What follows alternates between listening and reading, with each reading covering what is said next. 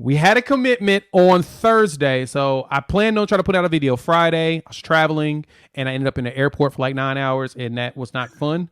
So I owe y'all a bunch of videos of stuff that I want to do, and so we're going to put them all together today. So let's jump on this one first. The commitment. We got a wide receiver, 4-star Zion Kearney has committed to Oklahoma, and I'm going to tell you all, in the most selfish way of all of this, this is probably one of the most exciting commitments that we've received. And there's one reason why. Jason, I don't know if you know this, but did you see his commitment video? Dude, I didn't. I was on the road too. I had to get to Lubbock and handle that business. So, yeah. Okay. So, saw the commitment video, right? Went and watched it. I'm going to make sure I drop the link in the description after the show if you guys want to go watch it. Well, actually, I have it in my community post on my channel, so you can go watch that. But when I watched the commitment video, I started listening. I'm like, man, this sounds familiar. Why do I know that voice? Oh, they sampled your boy's voice. They took my video on him being a crystal ball, and they threw me in his commitment video. Our boy PG over there from the PG show, they put his face in the video talking about the schools that he was going through. So we made it, folks. My dude. We made it. That's awesome. We made it. We made it into a commitment video. Now I got. Of course, I was excited. Of course, I was excited. Go to the community if you want to see it. But Zion got your boy in his commitment video, so I was excited. But let's talk about Zion. Of course, he's rated here on 3 has him at 6'3", 24/7 at 6'2", but I've been looking at a lot of the stuff. He's 6'3", consensus 4-star wide receiver, top 100 player easily in the country. And yeah, he's fast, which is what I appreciate, and which I know you all appreciate. We've got speed. We added Brendan Thompson when we got him from the transfer portal from Texas, who runs, I think he ran a personal best 10:18. I have not been able to verify it. I've seen it in random videos, but nothing that showed the number. But I've heard 10:18. I've also heard 10:22, but it doesn't matter. Brendan Thompson is fast. Zion's also got some speeds on him too. He does track as well. And yeah, and he's big. These are the guys that Levy goes after too, you know. Big and fast. Big and fast. And so all you're going to see is some monstrous play out of him from, imagine him with Jackson Arnold next season, right? We also got Jaquez Petaway, who runs a 10-2 coming this summer. And he was actually at the track meet dipping. I think Caden Durham beat him by a couple of seconds. And so Zion's a stud. Like, 100%.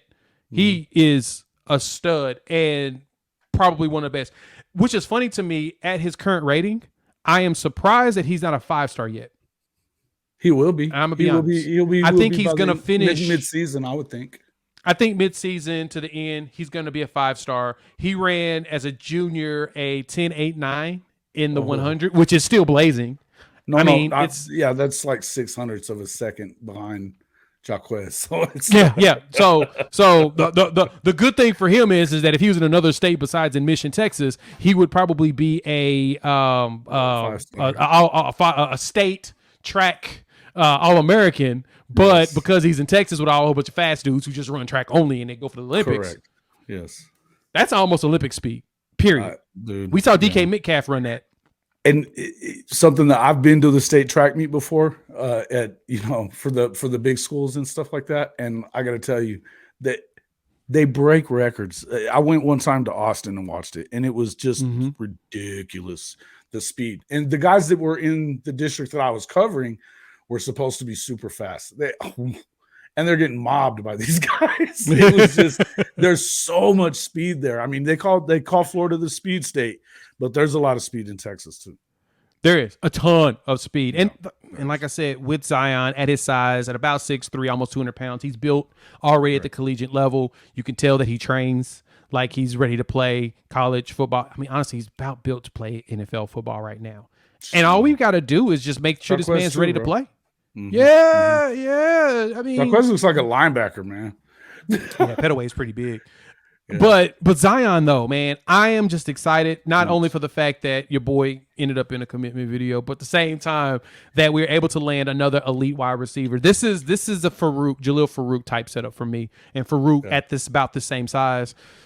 I see Zion's a playmaker. He's a full-fledged playmaker. When he's out there on the field, he's gonna make something happen. You just got to get him in space. And watching him in space, when I went through his highlight videos, yeah, that told me I need to know. And we talked about him when we first got the crystal balls about him, that him being out there in space is dangerous. And I'm excited to see what we get out of him long term. So y'all see top 100. I mean, 58th on threes. He's 63 on 247s, and I expect him to move up in the top 32 before the season's up and become a 5-star. As we have another 5-star wide receiver on 24/7 that may show up soon, but I don't want to talk about that.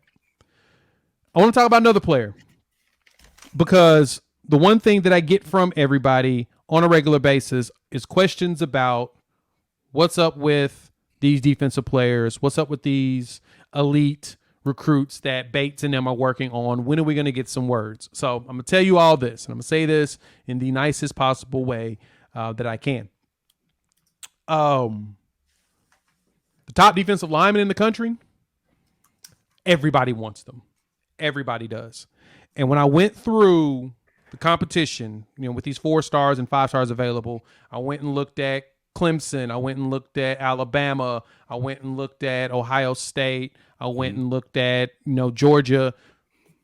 Nobody's got one to sign yet besides Clemson. Clemson has 2 4-stars that they've signed recently. Mm-hmm. And so besides that, everybody else is just signing all these skills positions because those are the players that they're able to get to really, lock down right now. So going through all of them, not a lot of these elites, Williams and Nwaneri, your Joseph Jonah Ajonye, your David Stones. None of these players have actually fully Nigel committed Smith, anywhere. Yeah. Nigel Smiths of the world. They're still evaluating. So this is a long dance. Welcome to top tier recruiting. Welcome, people. I want to welcome you all to it because this is what it looks like. And so there was a player, though, that did get some more crystal balls, and I did want to point that out because when we started getting a bunch of these crystal balls coming down the line, a commitment has followed so far. And let's look at it. Joseph Jonah Ajonye, 4-star defensive lineman, 6'5", right now 260 in high school. And you can see a little picture of him next to Bates. We've talked about him in numerous videos. I'll make sure to drop one in the description so you all can go check out some of the old school stuff. But he's starting to get crystal balls. Texas A&M Insider gave us one. Nick Harris, his last crystal ball before leaving the industry. We are going to land some big name players. Like, I have zero doubt on his. Jason, how you feeling about us getting one of these big time defensive linemen coming soon? Well, one of them, I think they're going to get 3 before it's all said and done. I think the minimum is about 3 of these major deals. I mean, this is what the 3rd or 4th crystal ball for one of these guys between 247 rivals, all that stuff. Everybody has Williams and Nwaneri headed to OU. We're not positive about that. Obviously, he was in Colorado last. But then, and from what I can tell, Stoney is, I expect Stoney to end up there. He's an OU guy. His sister's at OU. And I really, really, really hope that Nigel Smith ends up with the Sooners. And I feel like he is going to. So I think 3, maybe 4. So, 1, it's a lock. Mm-hmm. So, 1's a lock. I think 3 is if they don't get 3, I'll be shocked.